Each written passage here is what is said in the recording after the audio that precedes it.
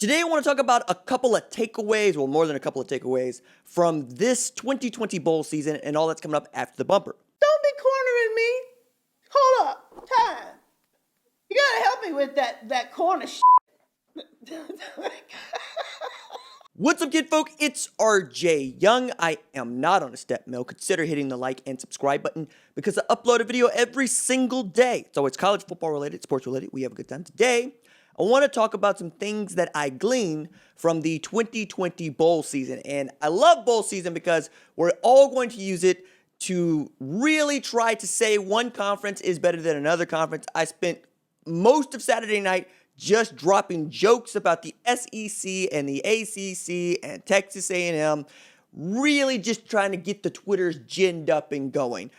But it does come with some facts here, man. And to start with, the Big 12 went undefeated in bowl season, a perfect 5-0, with the big win coming for Oklahoma against Florida in the Cotton Bowl, 55-20. And then take a look at the Fiesta Bowl. Iowa State beats the hell out of Oregon, in which we see Brock Purdy win the Offensive Player of the Game award. Breece Hall was outstanding. He's really just one Walter Camp first-team All-America selection away from being a unanimous All-American. He'd be the first of that kind at Iowa State. Tremendous accomplishment for the consensus All-American. I can't wait to watch him play in the Big 12 next year. The Big 12 looks like it might be plenty strong because the West Virginia team that I didn't think was very good ends up getting a W over a 9-win Army team. Now, Army finishes 9-3 in this ridiculous pandemic season. A true accomplishment as they basically played from September all the way until now, trying to get games wherever they can get games. The way that Cincinnati played against Georgia, I think, is a tremendous win for the American, even though the American did not have a great outing. Only one win for them amongst their teams. Tulsa played against Mississippi State. That ended poorly, ended in a fight. Lots of blame to go around on the Mississippi State side. The Tulsa kids, I felt, were in an impossible position where they're either going to get beat up or they're going to allow themselves to really be instigators in this fight that I don't think they want any part of. As a matter of fact, I was a part of an alumni event for the University of Tulsa in the lead up to that game, and athletic director had mentioned that there was some chippiness going on between Mississippi State and Tulsa before the Lockheed Martin Armed Forces Bowl. Mississippi State gets the W in there as one of the worst teams in the SEC. And then Kentucky beats a ranked North Carolina State as another one of these in a non-traditional year, not bowl-eligible teams, which really bolsters the thought that the SEC is the best conference in the country, even though they suffered a couple of losses because, number one, there's Alabama, who's about to play for a national championship, and of course, they got a bowl game win. And then Texas A&M really comes from behind to beat North Carolina in the Orange Bowl. But that's where I think this really gets to be nuanced and interesting, because the same Texas A&M team was trying to tell anybody that would listen that they were a college football playoff team. Okay, your opportunity to prove that would have been in the Orange Bowl, especially against a North Carolina team that is without 4 of its best 5 skill players that include linebacker Chaz Surratt, De'Ami Brown at wide receiver, and the 2 bell cow backs in Michael Carter and Javonte Williams. It's also a team that Notre Dame beat soundly and held scoreless in the second half of their game when they got to play. So you have a common opponent there.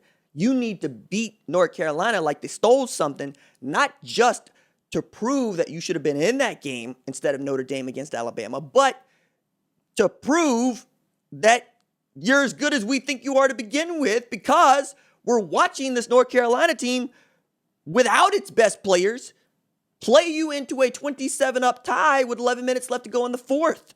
That's not a good look. That's not a playoff team. For me, that's not ampersand you being a playoff team at all. As a matter of fact, the Florida win looks even worse now because Florida tried to tell everybody that they didn't want to be there. Dan Mullen gives this quote about the last game the 2020 team played was 11 days ago in the SEC championship game. But apparently North Carolina can show up without its 4 best skill players and still give ampersand you a game and nearly win the thing, while Florida loses that game earlier this year with a full assortment of its players. If anything, they're the gap is closing between the rest of the conferences on the field, and it's growing in the recruiting outside of it. So it's going to be interesting to see how this all plays out, especially knowing that Oklahoma struck out on 3 5-stars they really wanted to have in Emeka Egbuka, Tristan Lay, and Kamara Wheaton. The other takeaway I have from this is the only 2 conferences to play 6 games and lose all 6, Conference USA and the ACC, which demonstrates the ACC is not great, Bob, not great after Clemson, right? And in a year where Clemson got ran by Ohio State, 49-28, got 639 yards of offense put up on them, 385 through the air, 193-yard rusher against them. It's difficult to say that y'all would have let a CUSA team get into the playoff, right? Now, couple that with the ACC going 0-6, the only 2 conferences to do so among the 10 in the FBS. We got a problem there, right? We got a problem there. This is why I think a playoff is going to fix a bunch of this. We'll get to know who's good, and we'll get to see these teams play with their full assortment of players in games that absolutely matter. One more takeaway that I had from this bowl season is I think it's remarkable we got off so many games. Really. Like Texas Christian, Arkansas, we lost Texas Bowl. That sucks, right? We saw a few teams had to pull out, like Tennessee, to make way for either COVID or to let Army get in there. I think it's a little bit of both. I'm glad that Army got a bowl game. I'm also going, this is the reason why you join a conference, so you can get one of these bowl game contracts, so you get a bowl game that's guaranteed to you. Army doesn't want to do that. Army's an independent, just like Brigham Young. You got to take whatever is out there. And in a year where Notre Dame said, nope, we're going to join up to protect ourselves, that probably pushes them into the college football playoff, even though they lost the conference championship game. It does matter to be a part of it. Matter of fact, I'm having this discussion with a buddy of mine, and he's making the point that the SEC has been dominant. Like 11 out of the last 15 national champions have come from that conference. To which I'd say, okay, y'all want the group of 5 to break off. Why don't you just break off the SEC? Go ahead. See how good the SEC is without the rest of college football. Go do your own thing. Go be a pro league. Nah. What I'm trying to get across here is that you need each other. And the more you make the pie bigger and you give everybody the same opportunities to eat from it, the better off the sport is going to be. I enjoyed this bowl season. I'm sad that we only have 1 college football game left, but remarkable season for the folks that were able to endure it and get through it.